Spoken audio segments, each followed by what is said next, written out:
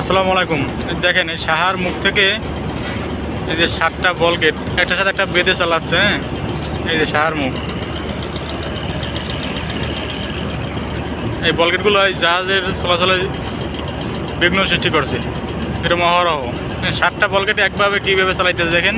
শীতলক্ষা ভিতর এবং বুড়িগঙ্গায় তো বিশেষ করে শীতলক্ষার ভিতর এই বল গেটের কারণে জাহাজ তো চালানি যাচ্ছে না। হ্যাঁ, তারপরে এটা চ্যানেলের ভিতর জোড়ায় জোড়ায় চলে, এত সরু চ্যানেলের ভিতরে জোড়ায় জোড়ায় চলে।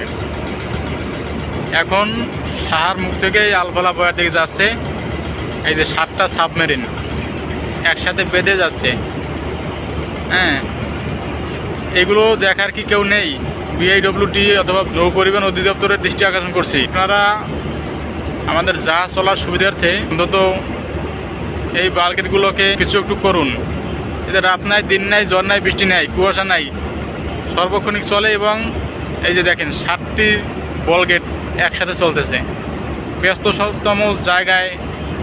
এরা না বোঝে আইন, না মানে আইন, যেখানে সুযোগ পায় সেখান দিয়ে চালায়।